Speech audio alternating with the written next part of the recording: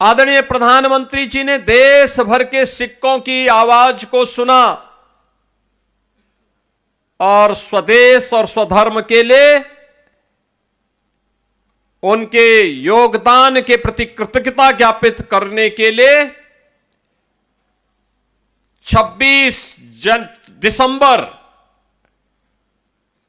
को आदरणीय प्रधानमंत्री जी ने जो बाबा जोरावर सिंह और बाबा फतेह सिंह के बलिदान का दिवस है, इस तिथि को वीर बाल दिवस के रूप में पूरे देश के अंदर एक राष्ट्रीय समारोह के रूप में आयोजित किया। मैं सबसे पहले गुरु गोविंद सिंह जी महाराज के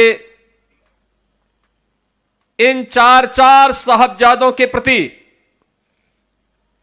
बाबा अजीत सिंह, बाबा जुझार सिंह, बाबा जोरावर सिंह, बाबा फतेह सिंह, इन सब की स्मृतियों को मैं कोटि कोटि नमन करते हुए आदरणीय प्रधानमंत्री जी के प्रति हृदय से आभार व्यक्त करता हूं कि उन्होंने इतिहास को जीवंत करके आने वाली पीढ़ी के लिए एक नई प्रेरणा दी है। सिख गुरुओं का इतिहास भारत के अंदर भक्ति और शक्ति का एक अद्भुत तेज का इतिहास है। गुरु नानक देव जी महाराज भक्ति की पराकाष्ठा थे।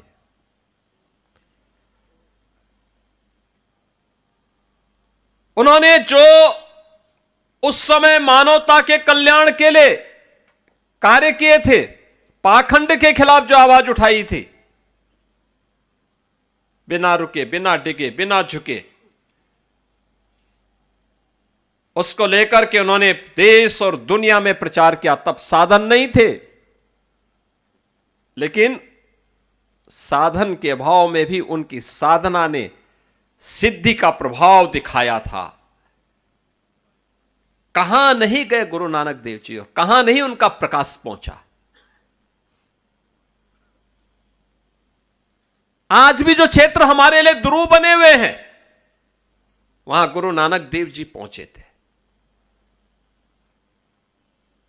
पुश्तैनी धंधा था, व्यवसाय था, लेकिन वह अपना व्यापार करते तो गुरु नानक देव जी को कितने लोग जान पाते। उन्होंने लोक कल्याण का मार्ग चुना,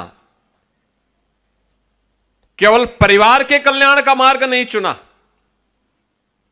यही हम सब में दुविधा होती है। जब हमें अवसर मिलता है तो हम अपने स्वयं के कल्याण की बात सोचने लगते हैं। समाज, स्वदेश, स्वधर्म से दूरी बनाने का प्रयास करते हैं। परिणाम क्या होता है? परिणाम दुर्गति के रूप में होती है। लेकिन जब हम स्वदेश और स्वधर्म को प्राथमिकता के आधार पर लेते हैं, तब वो हमारी गति को प्रगति की तरफ लेके जाता है। प्रगति की तरफ हम आगे बढ़ते हैं। और सिख गुरुओं का इतिहास इसी प्रगति का प्रमाण है। ये प्रगति का प्रमाण हम लोग वर्तमान में गुरु तेग बहादुर जी महाराज की 350वें शहीदी दिवस के वर्ष भर चलने वाले कार्यक्रमों के साथ जुड़े हुए हैं। मुझे कई कार्यक्रमों में भाग लेने का अवसर प्राप्त हुआ। जब यात्रा असम से दिल्ली तक पहुंच रही थी, उससे पहले भी लखनऊ से यात्रा निकली। जोड़ों के दर्शन करने के लिए यहागंज गुरुद्वारा में मुझे जाने का सौभाग्य प्राप्त हुआ। कौन ऐसा भारतीय है जो गुरु तेग बहादुर जी महाराज के प्रति, गुरु गोविंद सिंह जी महाराज के प्रति, भाई सतीदास जी के प्रति, भाई मतीदास के प्रति, भाई दयाला के प्रति, बाबा अजीत सिंह के प्रति, बाबा जुझार सिंह जी के प्रति, बाबा जोरावर सिंह के प्रति और बाबा फतेह सिंह जी के प्रति कृतज्ञता ज्ञापित न करता हो। अगर सच्चा भारतीय होगा तो अवश्य कृतज्ञता ज्ञापित करता है, उनके प्रति नमन करता है। लेकिन जिस दुष्ट औरंगजेब ने गुरु तेग बहादुर जी को चुनौती दी थी, जो ने केवल एक सामान्य मनुष्य समझता था, ये मनुष्य समझने की भूल किया था, जिसने गुरु गोविंद सिंह जी महाराज को केवल एक सामान्य मनुष्य समझा था, ये उसकी भूल थी। याद करिए, आज 140 करोड़ का हिंदुस्तान और दुनिया के अंदर जहां कहीं भी सनातन धर्मावलंबी रहता होगा, सिख रहता होगा, वह गुरु गोविंद सिंह जी महाराज के प्रति, इन बलिदानियों के प्रति, गुरु तेग बहादुर जी महाराज के प्रति, गुरु नानक देव जी के प्रति कृतज्ञता ज्ञापित कर रहा है। लेकिन दुष्ट औरंगजेब का नाम लेने वाला उसकी कौम में भी कोई पैदा नहीं हो पा रहा है।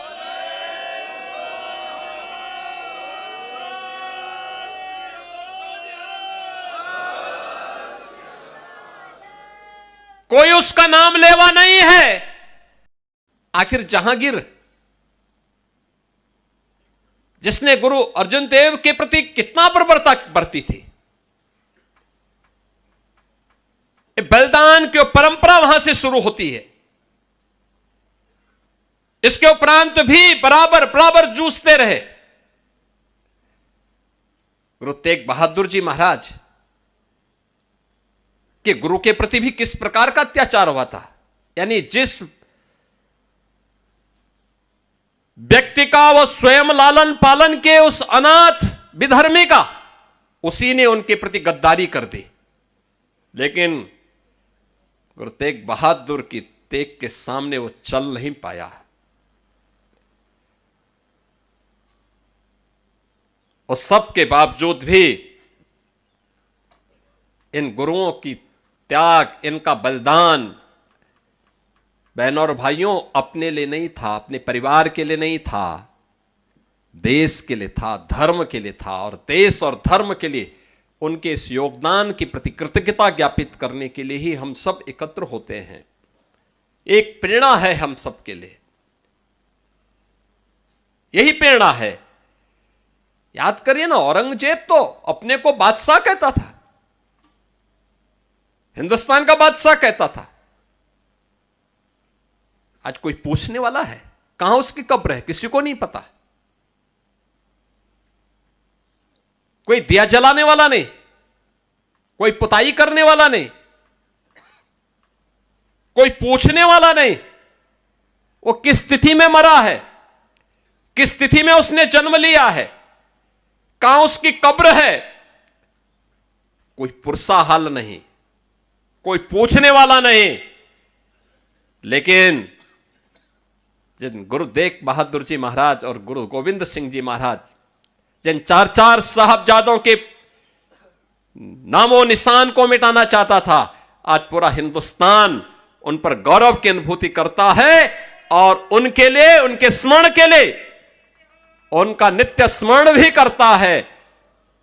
ये हिंदुस्तान के हर पाठ्यक्रम के हिस्से चार चार साहबजादे बने हैं। आज हिंदुस्तान के हर स्कूल कॉलेजेस में, हर पवित्र धर्मस्थलों में, हर उस स्थल पर जिनके मन में देश और धर्म के लिए कुछ योगदान करने का एक तमन्ना है, उन सब के यहां आज के दिन पर वीर बाल दिवस के कार्यक्रम आयोजित हो रहे हैं। इतिहास उन्हीं का बनता है जिनके मन में त्याग और बलिदान का योगदान होता है, करने की एक इच्छा शक्ति होती है। इतिहास उनका नहीं बनता है जो तात्कालिक स्वार्थ के लिए समर्पण कर देते हैं। देश समर्पण से नहीं चलता है, देश तो त्याग और बलिदान से चलता है। भारत का इतिहास उसी त्याग और बलिदान का इतिहास है। और हम कह सकते हैं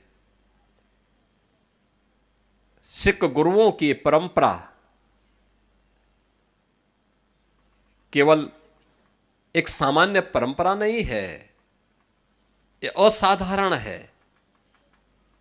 एक विशिष्ट प्रयोजन के लिए उनका आगमन हुआ और जागरण करने के बाद फिर वे अंतर्ध्यान हो गए। भगवान कृष्ण ने गीता में वैसे ही नहीं कहा कि यदा यदा य धर्मस्य ग्लानिर्भवति भारत, यानी ये वैसे ही नहीं कहा। उसके पीछे यही मर्म है, देश पर संकट आएगा, पहले शांति से गुरु नानक देव जी महाराज आएंगे, लोगों को उपदेश देंगे, सन्मार्ग पर चलने की प्रेरणा देंगे, लेकिन अपने लोगों को भी बोलेंगे कि हमारा कल्याण का मार्ग कैसे प्रशस्त होना है। आप लंगर जो छकाते हैं ना, आज भी कोई भी आता है, मैंने देखा गुरुद्वारों में, किसी को पूछते नहीं कहां से आए हो, कोई पूछता नहीं किस क्या जाति है, सब कोई भी बैठ के खा लेता है, कोई दिक्कत नहीं, क्योंकि हमारे संस्कार है, हमारी गुरु की परंपरा है, हम उसके साथ जुड़ते हैं। आज भी जिन पंच प्यारों को गुरु गोविंद सिंह जी महाराज ने खालसा पंथ की स्थापना के आधार बनाया था, वे भी सनातन धर्म की उन जातियों से थे जिनको दुर्योग से लोगों ने अछूत बनाने का प्रयास किया था। उन सबको जोड़ने का काम किया था गुरु गोविंद सिंह जी महाराज ने। यानी समाज को जोड़ने का कार्य कैसे होना चाहिए, गुरु गोविंद सिंह जी महाराज ने उसको एकता के सूत्र में बांधने का काम किया था। सब कुछ गंवाने के बाद भी गुरु गोविंद सिंह जी महाराज कभी भी विचलित नहीं हुए, और इसीलिए कहा जा सकता है एक सामान्य मनुष्य नहीं थे, असाधारण थे, एक निश्चित प्रयोजन के लिए आए थे। और याद करना, जब भी कोई महान पुरुष आता है, कोई दैवीय ऐसे गुणों से युक्त व्यक्तित्व हमारे सामने आता है, वह अपने उस प्रयोजन विशेष के लिए धैर्य नहीं खोलता, उसके लिए निरंतर प्रयास करता है। और यही तो प्रेरणा हम सब के लिए आज भी इन सिख गुरुओं की परंपरा से हम सबको प्राप्त होती है। आज का दिन हम सब के लिए अत्यंत महत्वपूर्ण दिन है। आदरणीय प्रधानमंत्री जी ने बाबा फतेह सिंह और बाबा जोरावर सिंह के नाम पर इन चार साहबजादों को स्मरण करने का एक अवसर हम सबको दिया है। और इसीलिए 26 दिसंबर की तिथि वीर बाल दिवस के रूप में, जो वर्षों की मांग थी, स्वतंत्र भारत की मांग थी कि वास्तव में वीर बाल दिवस तो वह है जो वीर बाल दिवस गुरु गोविंद सिंह जी के चार साहबजादों ने देश और धर्म के लिए अपना बलिदान दिया था। और उनमें भी 5 वर्ष और 7 वर्ष, दुनिया के इतिहास में इस प्रकार का बलिदान देखने को नहीं मिलता है जो यहां पर हम लोगों ने देखा है, जिसको हम स्मरण कर रहे हैं।